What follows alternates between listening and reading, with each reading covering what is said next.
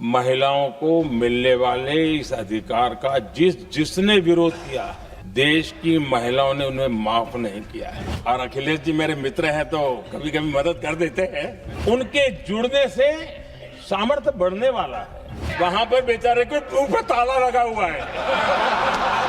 जैसे ये पारित हो जाए, मैं कल एडवर्टाइजमेंट दे करके सबका धन्यवाद करने के लिए तैयार हूं। सबकी फोटो छपवाने के लिए तैयार हूं। क्रेडिट आप ले लो, चलो। इस महत्वपूर्ण विधेयक पर आज सुबह से चर्चा प्रारंभ हुई है।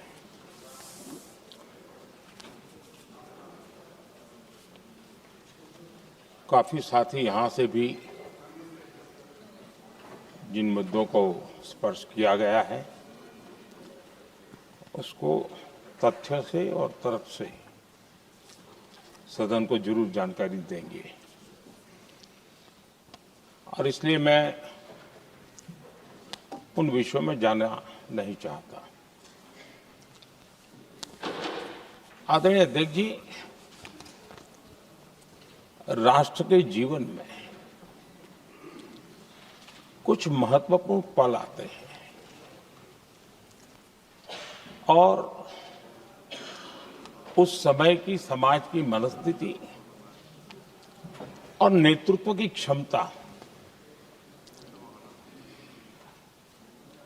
उस पल को कैप्चर करके एक राष्ट्र की अमानत बना देती है, एक मजबूत धरोहर तैयार कर देती है।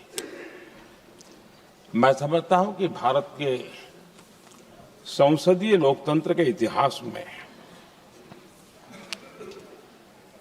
ये वैसे ही पल है। आवश्यकता तो ये थी कि 25-30 साल पहले जब से विचार सामने आया, आवश्यकता महसूस हुई, हम इसको लागू कर देते और हम आज उसको काफी परिपक्वता तक पहुंचा देते हैं और आवश्यकता के अनुसार उसमें समय समय पर सुधार भी होते हैं। और यही तो लोकतंत्र की ब्यूटी होती है। हमारी मदर ऑफ डेमोक्रेसी है। हमारी हजारों साल की लोकतंत्र की एक विकास यात्रा रही है और उस विकास यात्रा में एक नया आयाम जोड़ने का एक शुभ अवसर सदन के हम सभी साथियों को मिला है। और मैंने प्रारंभ में कहा है कि हम सब भाग्यवान हैं कि हमें ऐसे महत्वपूर्ण और देश की आधी आबादी को इस राष्ट्र निर्माण की नीति निर्धारण प्रक्रिया में हिस्सेदार बनाने का सौभाग्य मिल रहा है।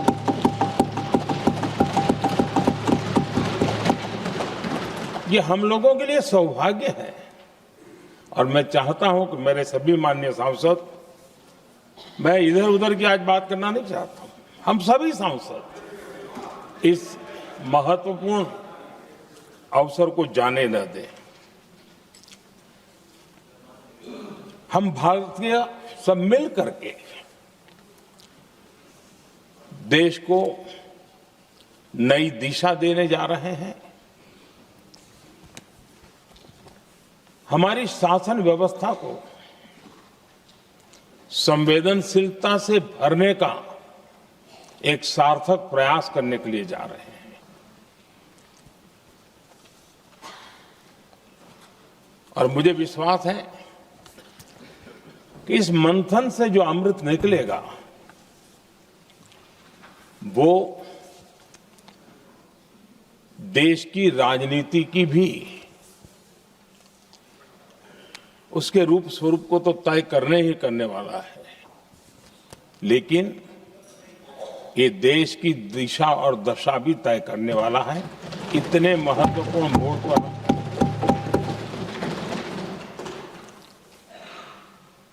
आदरणीय अध्यक्ष जी, 21वीं सदी में भारत एक नए आत्मविश्वास के साथ आगे बढ़ रहा है।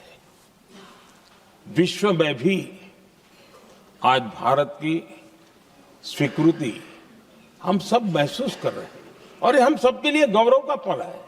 एक समय हमारे पास आया है और इस समय को हमने एक विकसित भारत के संकल्प के साथ जोड़ा है और मैं पक्का मानता हूं कि विकसित भारत का मतलब केवल उत्तम प्रकार के रेल, रास्ते, इंफ्रास्ट्रक्चर या कुछ आर्थिक प्रगति के आंकड़े, सिर्फ इतने से ही विकसित भारत की सीमित कल्पना वाले हम लोग नहीं हैं।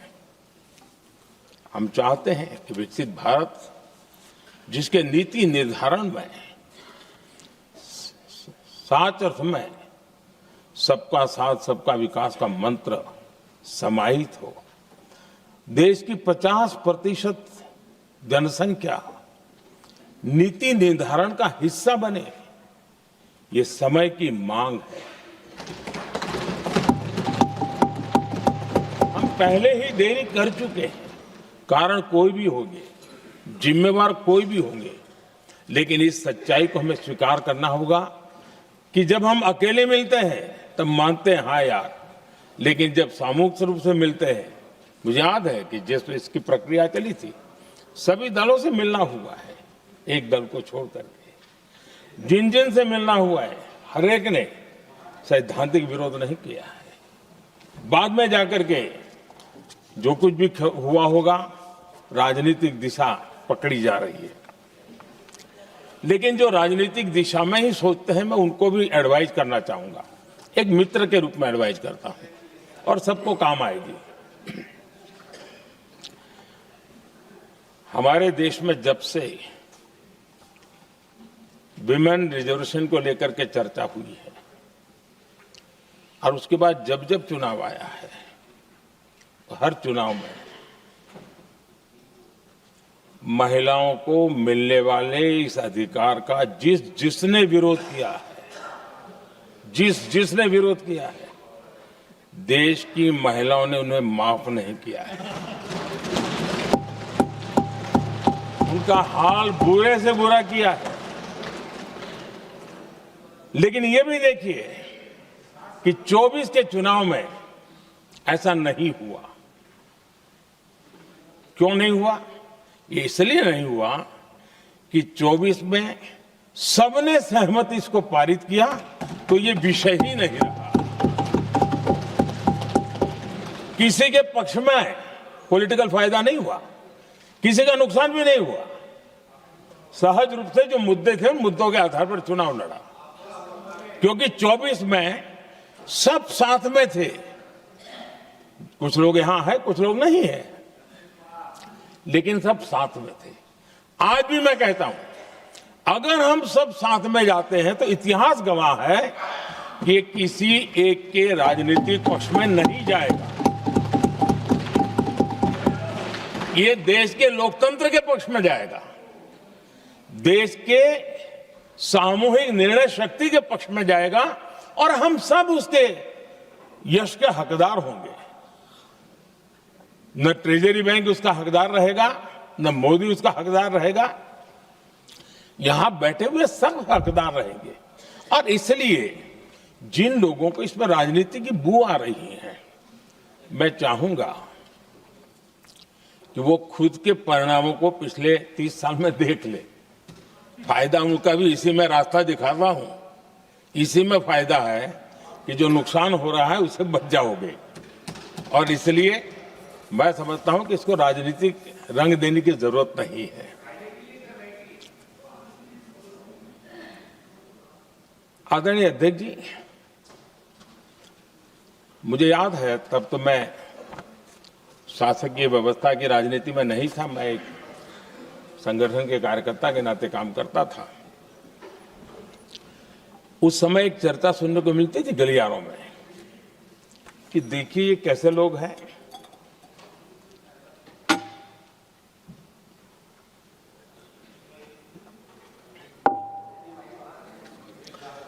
पंचायतों में आरक्षण देना है तो बहुत आराम से दे देते हैं, लेकिन आप कह रहे हैं तो कह रहे हैं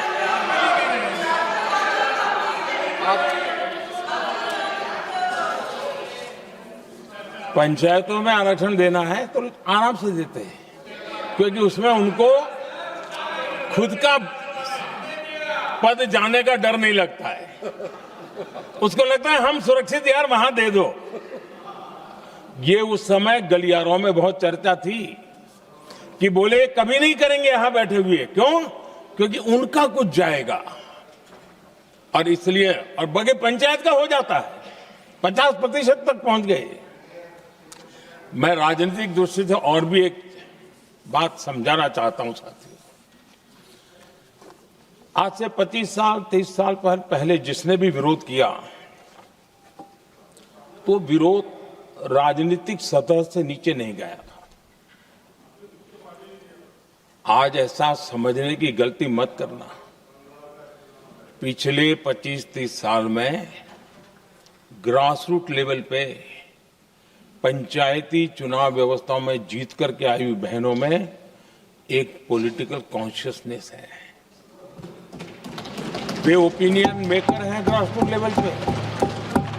30 साल पहले वो शांत रहती थी, बोलती नहीं थी, समझती थी, बोलती नहीं थी। आज वो वोकल है, और इसलिए अब जो भी पक्ष विपक्ष होगा, वो जो लाखों बहनें कभी न कभी पंचायत में काम कर चुकी है, प्रतिनिधित्व कर चुकी है, जनता के सुख दुख की समस्याओं को गहराई से देखा है, वो आंदोलित है। वो कहती हैं कि झाड़ू कचरा वाले काम में तो हमें जोड़ देते हो, वो तो परिवार में भी पहले होता था, अब हमें निर्णय प्रक्रिया में जोड़ो। और निर्णय प्रक्रियाएं विधानसभा में और पार्लियामेंट में होती है।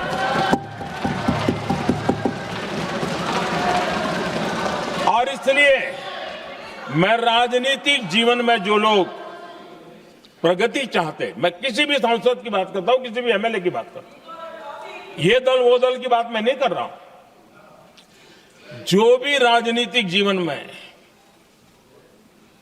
सफलतापूर्वक आगे बढ़ना चाहते हैं, उनको ये मान के चलना पड़ेगा कि पिछले 25-30 साल में लाखों बहनें ग्रास रूट लेवल पर लीडर बन चुकी हैं।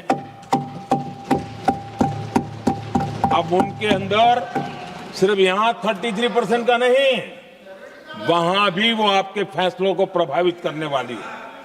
और इसलिए जो आज विरोध करेंगे उसको लंबे समय तक कीमत चुकानी पड़ेगी, लंबे समय तक कीमत चुकानी पड़ेगी। और इसलिए राजनीतिक समझदारी भी इसी में है कि हम ग्रास रूट लेवल पर महिलाओं की जो पॉलिटिकल लीडरशिप खड़ी हुई है, उसको आपने अब कंसीडर करना पड़ेगा।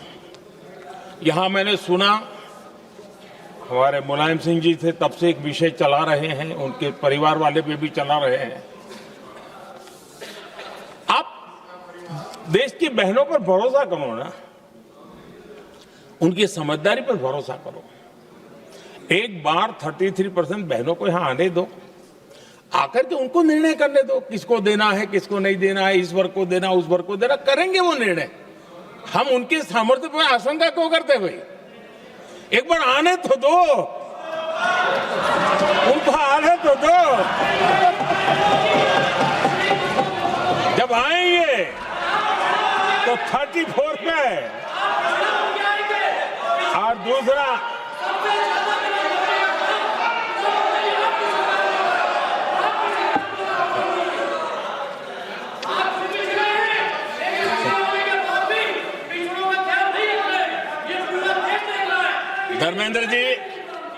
धर्मेंद्र जी मैं आपका बहुत आभारी हूं कि आपने मेरी पहचान करा दी। ये बात सही है, मैं अति पिछड़े समाज से आता हूं।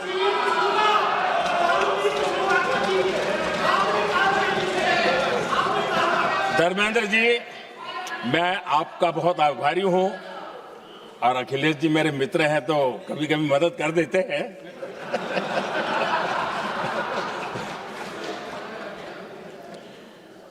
ये बात सही है कि मैं अति पिछड़े समाज से आता हूं, लेकिन मेरा दायित्व समाज के सबको साथ लेके चलने का है और यही मेरे संविधान ने मुझे यही रास्ता दिखाया है।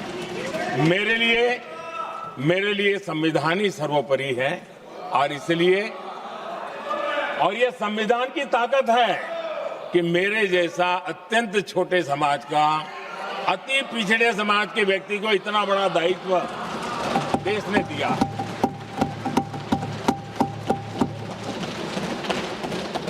और इसलिए मैं तो देशवासियों का ऋणी हूं और मैं तो संविधान निर्माताओं का ऋणी हूं कि जिसके कारण आज मैं यहां हूं।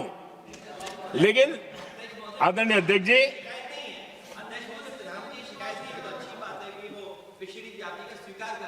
लेकिन हम पिछड़ी जातियों के साथ अन्याय न करें, इतना निवेदन है। आदरणीय अध्यक्ष जी, आज जीवन के हर क्षेत्र में हम देखें कि नारी शक्ति देश के गौरव को बढ़ाने वाले, परचम लहराने में कहीं पीछे नहीं है जी। हम गर्व कर सकें इस प्रकार से जीवन के अलग अलग क्षेत्रों में आज हमारी माताएं बहनें बहुत बड़ा योगदान, हमारी बेटियां तो कमाल कर रही हैं जीवन के हर क्षेत्र में।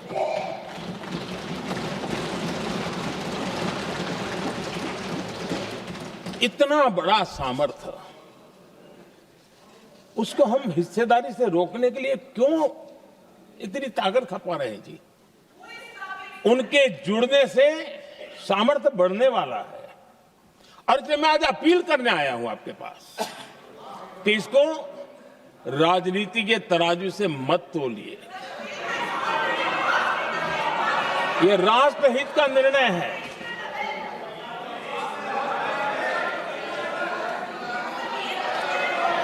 आदरणीय अध्यक्ष जी,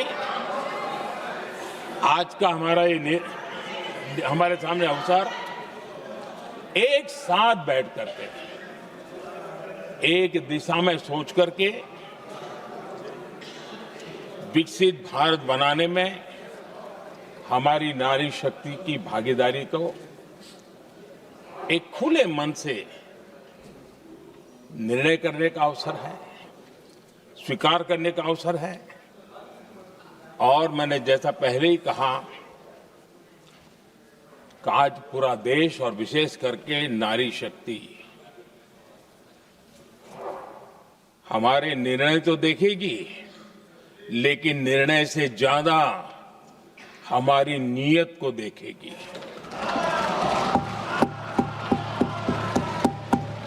और इसलिए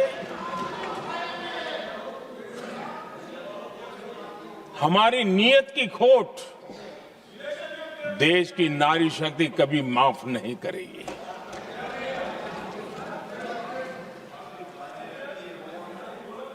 आदरणीय अध्यक्ष जी, 2023 में इस नए सदन में हमने सर्वसम्मति से एक प्रकार से इस अधिनियम को स्वीकार किया था। पूरे देश में खुशी का वातावरण बना, उस पर कोई राजनीतिक रंग नहीं लगे और इसलिए वो कभी राजनीतिक इश्यू भी नहीं बना। तो एक अच्छी स्थिति है। अब सवाल ये है कि हमें कितने समय तक इसको रोकना है। अब यहां जो लोग जनसंख्या वगैरह के विषय उठाते हैं, क्या आपको मालूम नहीं है? मैं चाहूंगा कि अमित भाई अपने भाषण में इन सारी चीजों का उल्लेख करेंगे, जब कि हमने जनगणना के संबंध में कब कब क्या क्या किया था, बाद में कोविड आया, उसके कारण क्या मुसीबत आई, कैसे रुकावटें आई, ये सारी बातें हम सबके सामने हैं, इसमें कोई विषय नहीं है। लेकिन पिछले दिनों जब हम 23 में चर्चा कर रहे थे, तब भी व्यापक रूप से बात ये थी कि इसको जल्दी करो। हर कोई कह रहा था जल्दी करो। अब 24 में संभव नहीं था क्योंकि इतने कम समय में करना मुश्किल था। अब 29 में हमारे पास अवसर है। अगर हम 29 में भी नहीं करते तो ये स्थिति क्या बनेगी हम कल्पना कर सकते हैं। फिर हम देश की माताओं बहनों को ये विश्वास नहीं बना पाएंगे कि हम सचमुच में प्रयास सच्चे अर्थ से कर सकते थे। और इसलिए समय की मांग है कि अब हम ज्यादा विलंब न करें। इस दरमियान राजनीतिक दल के लोगों से, संविधान के जानकार लोगों से, जो महिलाओं में एक्टिविस्ट के नाते काम करने वाले ऐसे लोगों से भी कई चर्चाएं हुई। कुछ लोगों ने खुद होकर के भी सुझाव दिए। सारा मंथन करते करते करते और यहां भी सभी दलों से लगातार बातें इनकी होती रही है। स्ट्रक्चर वे में हुई है, इनफॉर्मल भी हुई है, और उसमें से आखिर बना हुई एक कुछ रास्ता निकालना होगा ताकि हम हमारी माताओं बहनों की शक्ति को जोड़ सकते हैं। आदरणीय अध्यक्ष जी, मैं एक बात जरूर कहना चाहूंगा। यहां बैठकर के हमें किसी को संविधान ने देश को टुकड़ों में सोचने का अधिकार ही नहीं दिया है। जो शपथ लेके हम बैठे हैं ना, हम सबको एक राष्ट्र के रूप में विचार करना हमारा दायित्व बनता है। चाहे कश्मीर हो या कन्याकुमारी, हम टुकड़ों में न सोच सकते हैं न टुकड़ों में हम निर्णय कर सकते हैं। और इसलिए निराधार रूप में, जिसमें कोई सच्चाई नहीं, रत्ती भर सच्चाई नहीं है, सिर्फ राजनीतिक लाभ लेने के लिए जो बवंडर खड़ा किया जा रहा है, मैं आज बड़ी जिम्मेवारी के साथ इस सदन में, इस पवित्र जगह से कहना चाहता हूं, चाहे दक्षिण हो, उत्तर हो, पूर्व हो, पश्चिम हो, छोटे राज्य हो, बड़े राज्य हो, मैं आज एक जिम्मेवारी से कहना चाहता हूं कि निर्णय प्रक्रिया किसी के साथ भी भेदभाव नहीं करेगी। ये निर्णय प्रक्रिया किसी के साथ अन्याय नहीं करेगी।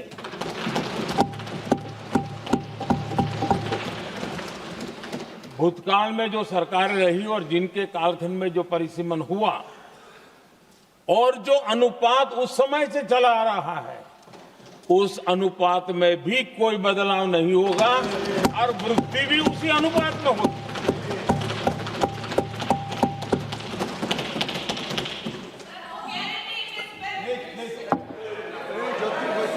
अगर गारंटी शब्द चाहिए तो मैं गारंटी शब्द उपयोग करता हूं। वादा की बात करते हो तो मैं वादा शब्द उपयोग करता हूं। अगर तमिल में कोई अच्छा शब्द हो तो वो भी मैं बोलने के लिए तैयार हूं। क्योंकि जब नियत साफ है तो फिर शब्दों का खेल करने की हमें जरूरत नहीं है जी।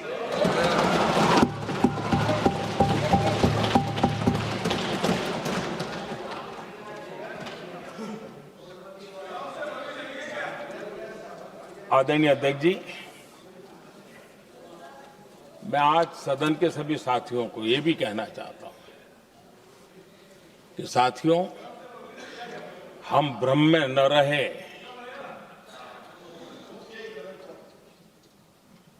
हम उस अहंकार में न रहे, और मैं हम शब्द प्रयोग कर रहा हूं। मैं और तुम की बात नहीं कर रहा हूं। हम इस भ्रम में न रहे कि हम देश की नारी शक्ति को हम कुछ दे रहे हैं। जी नहीं, उसका हक है। और हमने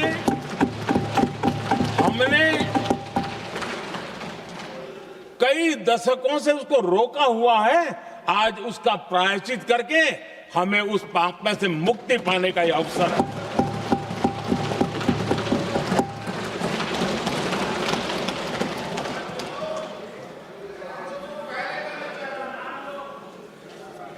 हम सब जानते हैं हर एक ने कैसे चालाकी की है, हर बार चतुराई की। बिल्कुल हम तो इसके पक्ष में ही हैं, लेकिन हम इसके साथ ही है, लेकिन हर बार कोई न कोई टेक्निकल पूंछ लगा दी इसको और इसको रोका गया। हर बार ऐसी चीजें लाई गई है। हिम्मत नहीं है कि हम 33% महिलाओं के आरक्षण का विरोध कर पाए। वो तो जमाना चला गया, आपको करना नहीं है, लेकिन कहने की हिम्मत भी नहीं है। और इसलिए टेक्निकल बहानेबाजी, ये करो तो ये, वो करो तो वो, डिगरा करो। अब देश की नारी को नहीं समझा पाओगे। सदन में नंबर का खेल क्या होता है वो तो समय तय करेगा, लेकिन ये पक्का है कि अब इन भांति भांति के बहानेबाजी, भांति भांति टेक्निकल मुद्दों के आधार पर चीजों को उलझा करके 3 दशक तक इसको अड़ंगे डाले, हमने फंसा के रखा। आपने जो अचीव करना था कर लिया, अब छोड़ दो ना भाई। 3 दशक कम पड़ते हैं क्या रोकने में? 3 दशक तक आपने रोका, फिर भी कुछ कर नहीं पाए, तो अब तो करो।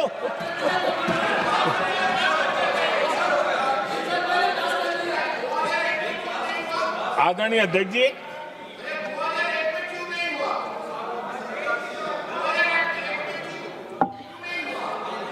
यहां कुछ लोगों को लगता है, आदरणीय अध्यक्ष, यहां कुछ लोगों को लगता है इसमें कहीं न कहीं मोदी का राजनीतिक स्वार्थ है।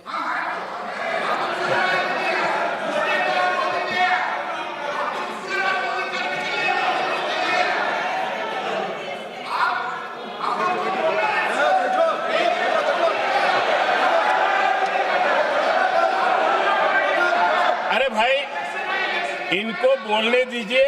वहां पर बेचारे को मुंह पे ताला लगा हुआ है, बहुत बगल में कोई बोलने नहीं देता उसको।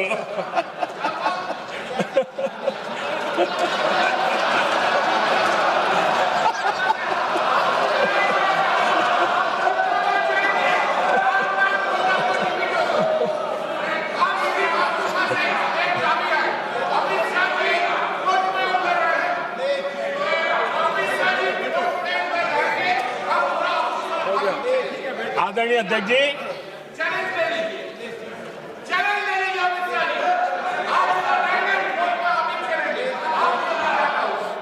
आदरणीय अध्यक्ष जी, देखिए, इसका अगर विरोध करेंगे तो स्वाभाविक है कि राजनीतिक लाभ मुझे होगा, लेकिन साथ चलेंगे तो किसी को भी नहीं होगा, ये लिख के रखो। किसी को नहीं रहेगा, क्योंकि एक फिर अलग पहलू हो जाता है, फिर किसी को फायदा नहीं होता। और इसलिए हमें क्रेडिट नहीं चाहिए।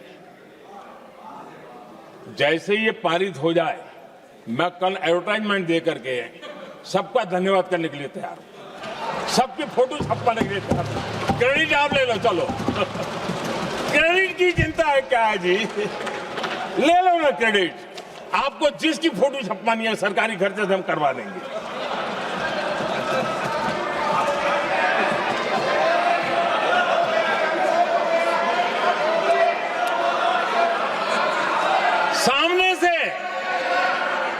सामने से क्रेडिट का ब्लैंक चेक आपको दे रहा हूं।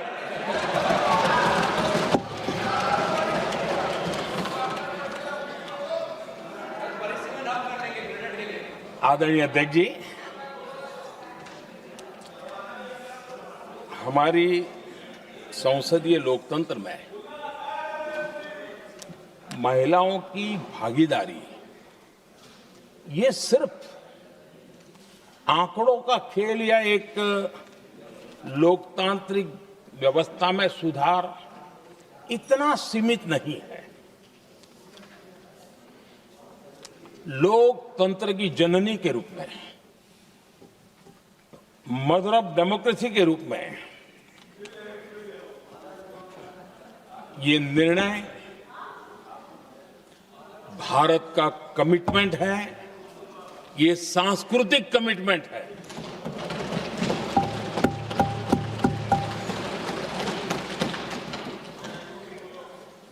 और इसी कमिटमेंट के कारण पंचायतों में ये व्यवस्था बनी और अब तो 20 से अधिक राज्य है जहां 50% हुआ है।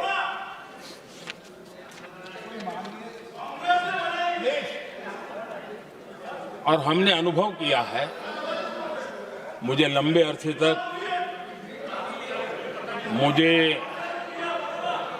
अरसे तक मुख्यमंत्री के रूप में सेवा करने का जनता ने अवसर दिया और उसी कालखंड में ग्रास रूट लेवल पर विमेन लीडरशिप को मैंने देखा है।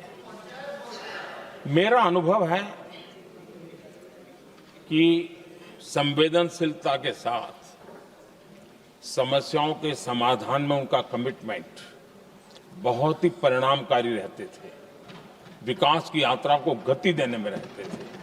और उस अनुभव के आधार पर मैं कहता हूं कि इस सदन में उनकी आवाज नई शक्ति बनेगी, नई सोच जुड़ेगी, देश की दिशा में एक संवेदनशीलता जुड़ेगी। तथ्य और तर्क के आधारों पर अनुभव जब जुड़ता है तब मैं समझता हूं उसका सामर्थ्य अनेक गुना बढ़ जाता है और सदन कितना समृद्ध हो।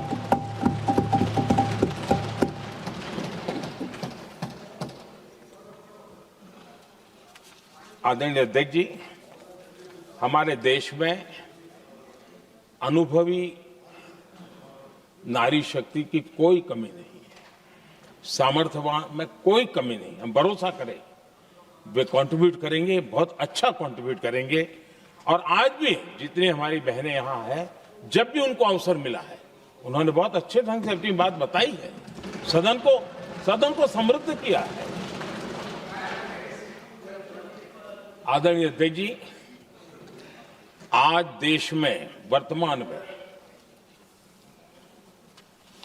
देश में 650 से ज्यादा पंचायतें, डिस्ट्रिक्ट पंचायत,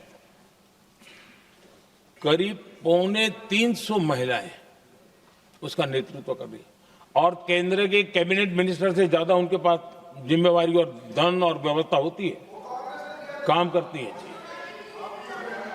करीब 6,700 ब्लॉक पंचायतों में 2700 से अधिक ब्लॉक पंचायत ऐसी हैं जिसका नेतृत्व महिलाओं के हाथ में। आज देश में 900 से अधिक शहरों में अर्बन लोकल बॉडीज की हेड के रूप में मेयर्स हो या स्टैंडिंग कमेटी का काम देखने वाली बहनें हैं, उनकी ताकत है। और मैं मानता हूं कि आज देश जो प्रगति कर रहा है उस प्रगति में इनका भी महत्वपूर्ण योगदान है। उस ऋण को हमें स्वीकार करने का ये अवसर है। और जब ये अनुभव सदन के साथ जुड़ेगा तब वो अनेक गुना ताकत बढ़ा देगा। आदरणीय अध्यक्ष जी, एक लंबी प्रतीक्षा एंड एक प्रकार से हम सबके लिए सवालिया निशान पैदा हो, ऐसी परिस्थिति हम ही लोगों ने पैदा की है। ये अवसर है कि हम पुरानी जो कुछ भी मर्यादाएं रही होगी, मुश्किलें रही होगी, उसे बाहर निकले, हिम्मत के साथ हम आगे बढ़े और नारी शक्ति का राष्ट्र के विकास में उनकी सहभागिता को हम सुनिश्चित करें। और मैं पक्का मानता हूं कि अगर आज हम मिलकर के निर्णय करते हैं, और मैं तो आग्रह करूंगा कि हमें सर्वसम्मति से इसको आगे बढ़ाना चाहिए। और जब सर्वसम्मति से बढ़ता है तो ट्रेजरी बेंच पर एक दबाव रहता है जी, उनको भी लगता है भाई सबका इसमें हक है, हर एक की बात मान के चलो, कोई नुकसान नहीं है। सामूहिक शक्ति से तो अनेक परिणाम हमें अच्छे मिलते हैं। आदरणीय अध्यक्ष जी, मैं ज्यादा समय न लेते हुए इतना ही कहूंगा कि इसको राजनीति के तराजू से न तोलें। हम जब भी कुछ निर्णय करने जा रहे हैं तो देश के इतने बड़े देश का आधा जिम्मा जो उठा रहे हैं, उनका भी कोई हक बनता है यहां आने का, हमें रोकना नहीं चाहिए। और दूसरा, संख्या के संबंध में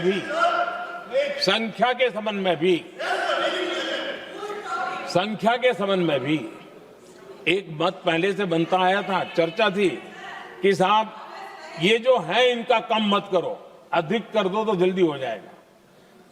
वो अधिक वाला विषय वो आया है कि चलो भाई पैसे जो संख्या थी 33% और बढ़ा दो, ताकि किसी को ऐसा न लगे कि मेरा हक चला गया। एक नई शक्ति जुड़ेगी, अतिरिक्त शक्ति जुड़ेगी। और अब सदन की रचना भी तो अब पहले से हमने सोच कर रखा है, जगह तो बना ली है। और आदरणीय अध्यक्ष जी, मैं लाइटर में जरूर कहना चाहूंगा, हर एक के अपने राजनीतिक कारण होते हैं और पराजय का डर जरा हैरान करने वाला होता है,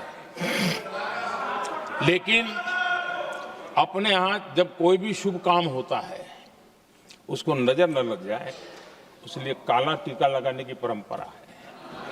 मैं आपका धन्यवाद करता हूं काला टीका लगाने के लिए। बहुत बहुत धन्यवाद।